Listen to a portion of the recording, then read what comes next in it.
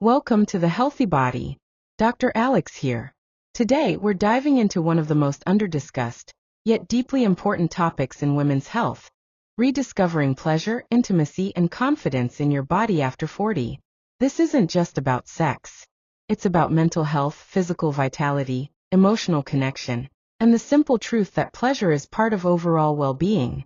For too long, many women have been told to quietly accept dryness, low arousal, or difficulty with orgasm is just part of aging. Today, I'm here to tell you, you are not broken. Your pleasure is not gone forever.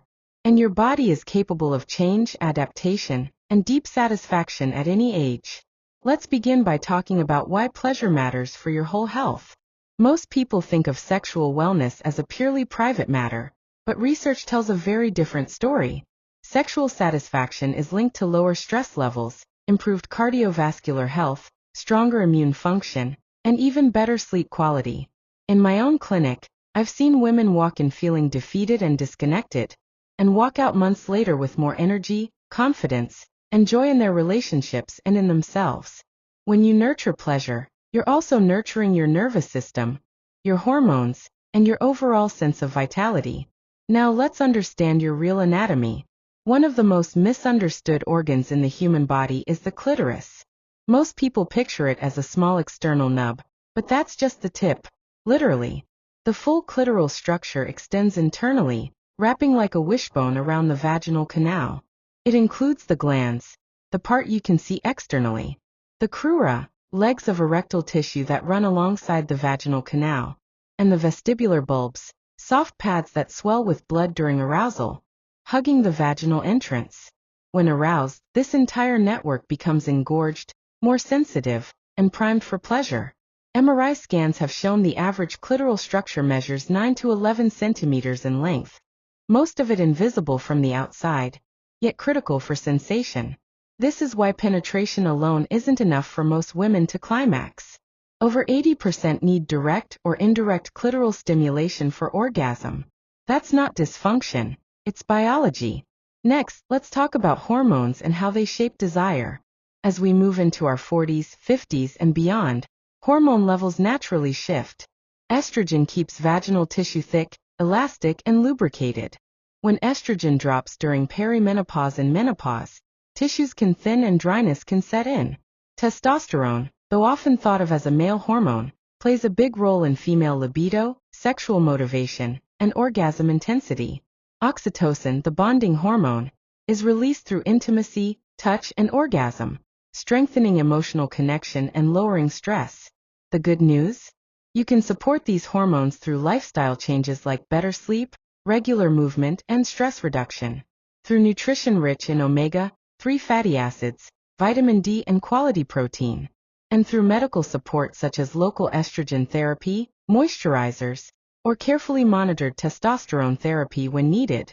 Now we come to the pelvic floor, a topic that is often overlooked. Your pelvic floor muscles support your bladder, bowel, and uterus, but they also influence blood flow, sensation, and orgasm. Strong, flexible muscles create more intense contractions during climax. But here's the surprise. Sometimes these muscles are too tight, not too weak. If your pelvic floor is constantly tensed, penetration can be painful or numb. That's why pelvic floor therapy isn't just about squeezing exercises. It's about learning to both contract and relax.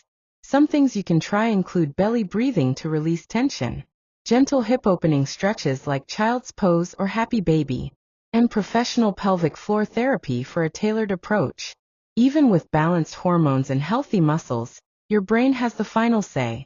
If you're stressed, anxious, or emotionally disconnected, your nervous system will prioritize survival over pleasure. Think of your desire as having an accelerator and brakes. Life stress tends to pile weight on the brakes, but you can train your mind to lift them.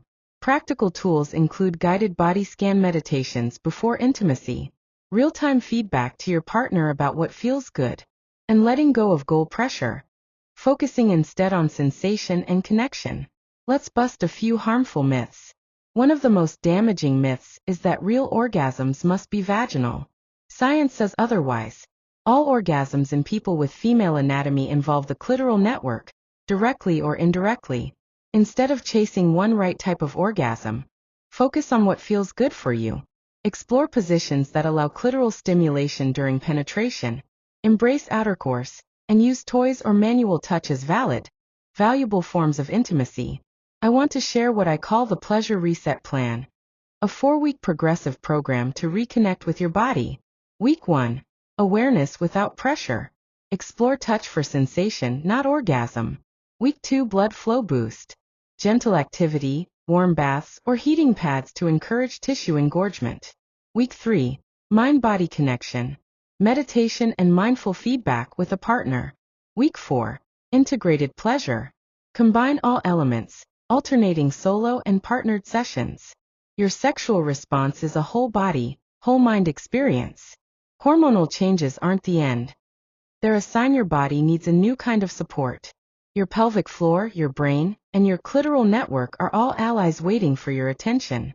You deserve pleasure without shame, connection without apology, and a relationship with your body that's rooted in curiosity and respect. At 40, 60, or 80, your capacity for intimacy and joy is still very much alive. I'm Dr. Alex, and this has been The Healthy Body. Here's to your pleasure, your health, and your confidence at every stage of life.